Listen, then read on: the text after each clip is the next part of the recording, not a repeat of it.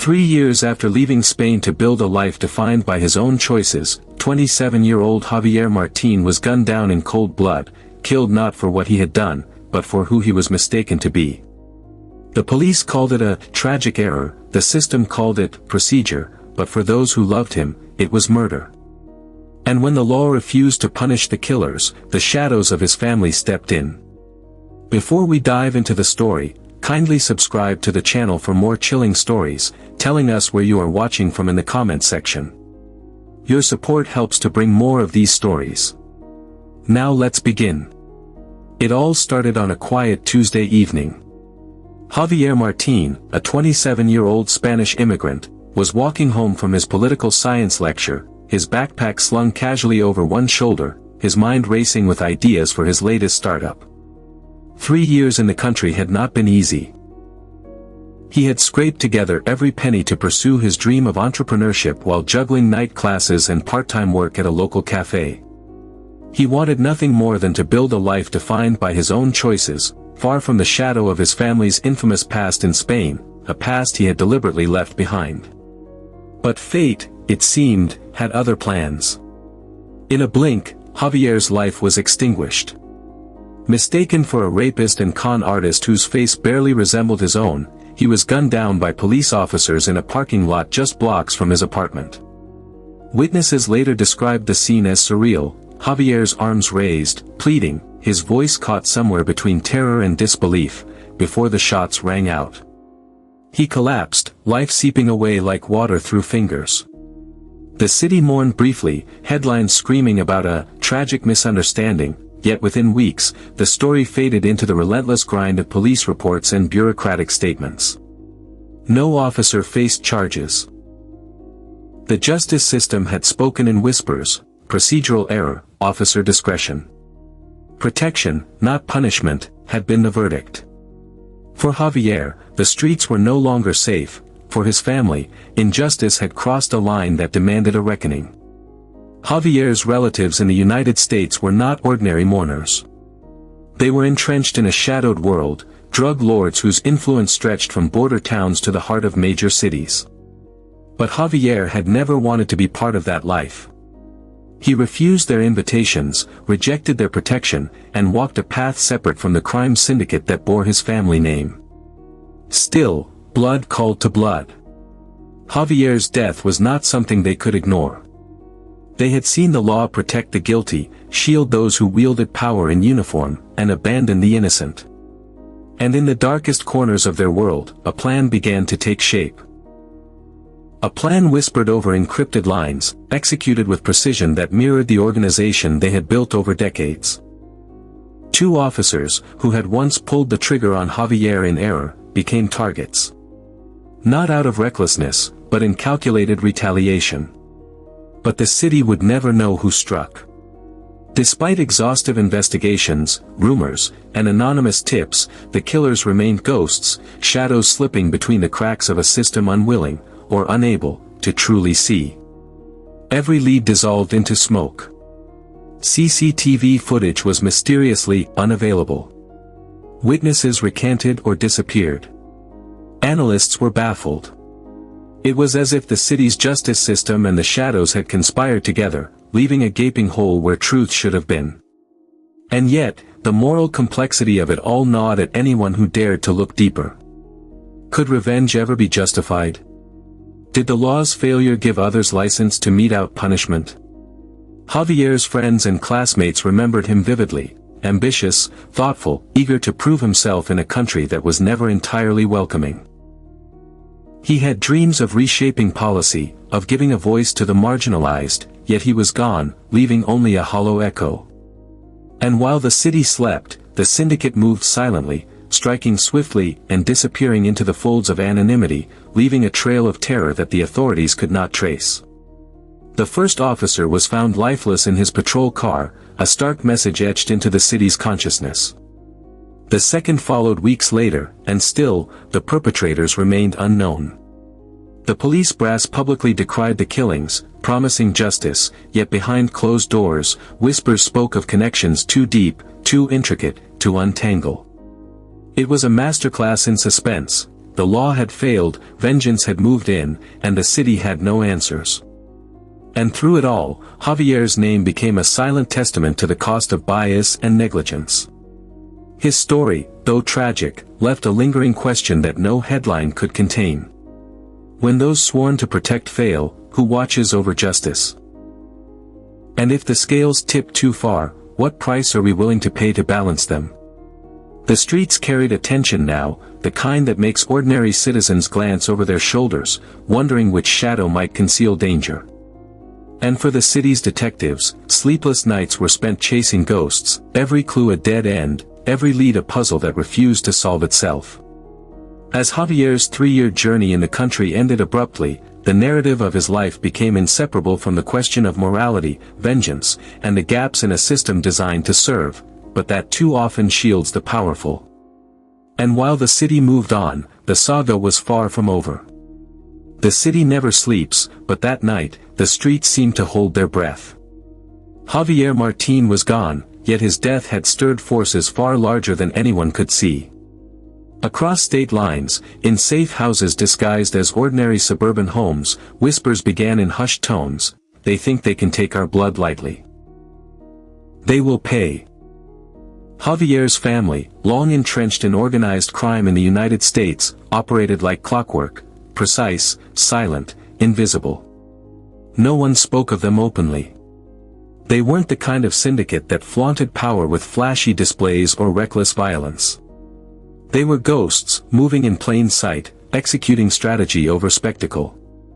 2 police officers had become the first targets. These were not random acts of vengeance, they were lessons, warnings, and payback rolled into one. Yet despite every attempt, the law enforcement apparatus could not trace the attacks back to the family. Each hit was surgical, leaving no forensic evidence, no surveillance, no witnesses brave, or alive, enough to testify. Detectives pored over the crime scenes endlessly. The first officer had been killed in his patrol car, slumped over the steering wheel, a single note tucked under the windshield wiper, "Justice has a shadow." Weeks later, the second officer was found in a deserted alley, a similar message left as if to taunt the investigators. Rumors swirled through precincts and local bars, cartel retaliation, family vendetta, professional assassins. But every lead ended in smoke.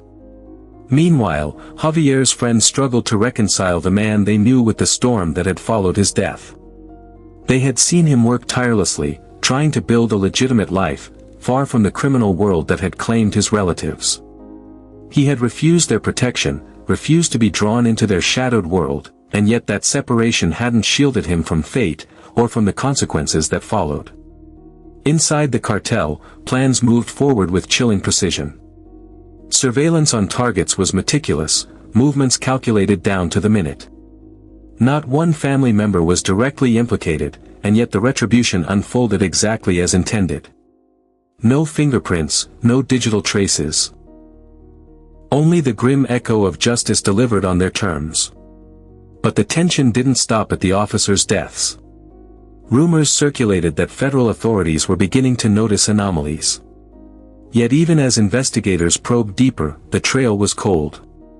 Tips led nowhere, anonymous informants disappeared, and potential leads were systematically erased by an unseen hand.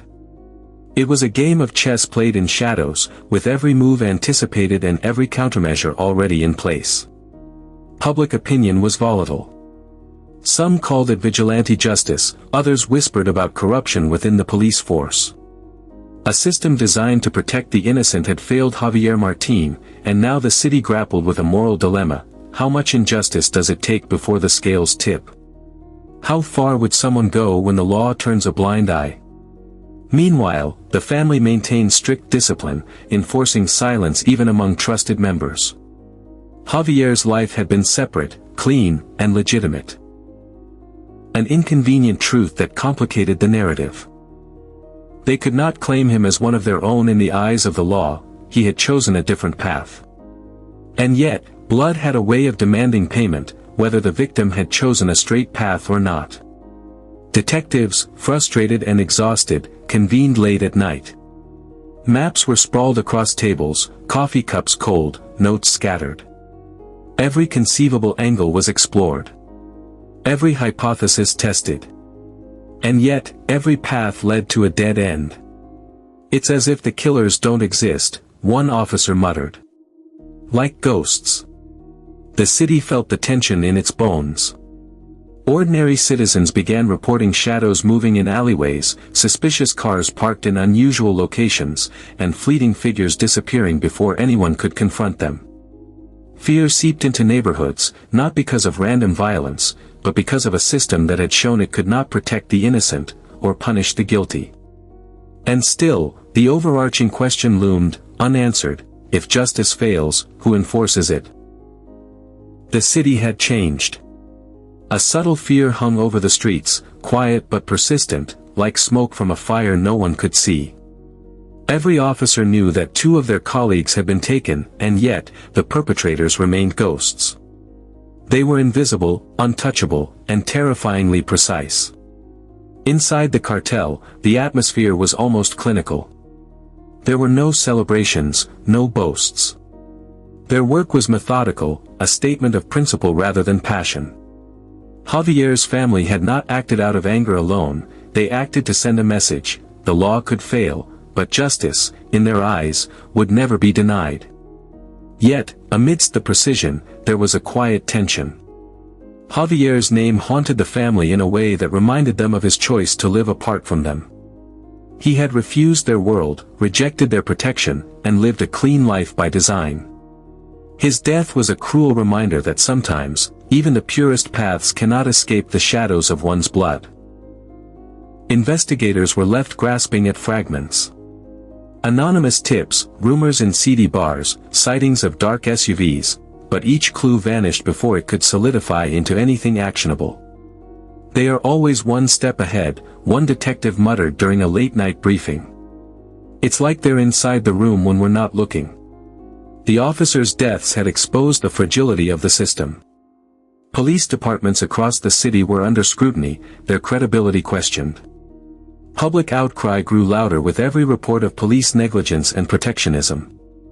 Yet even as criticism mounted, no arrests were made.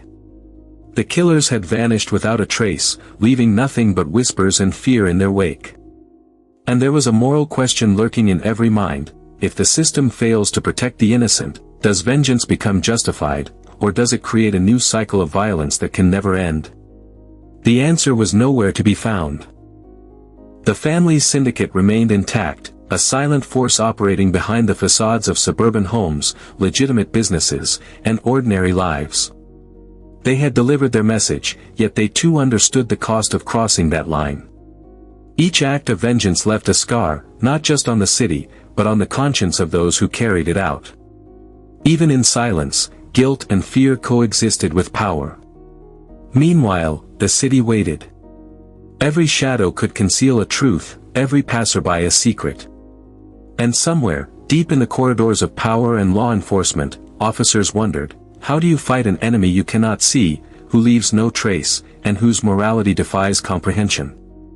Javier's story, though tragic, became a symbol. A young man with ambition and integrity, cut down by the machinery of error. And while his family moved in silence, the city's inhabitants were forced to reckon with a system that often failed those it was sworn to protect. The officers' killers remain unidentified, their identities buried in the folds of a sophisticated, invisible network. Justice in this story is not neat, not complete. It exists in fragments, in whispered warnings, and in the chilling reminder that sometimes, power and morality collide in ways that leave no easy answers. If you are confronted with the failure of justice, where the innocent are punished and the guilty protected, how far would you go to balance the scales? And at what cost? Javier's life, though tragically cut short, challenges us to think about morality, justice, and the shadowed choices humans make when the law cannot. His legacy is not only the story of a young man's ambition lost, but also a cautionary tale about the consequences of systemic failure and the haunting power of vengeance.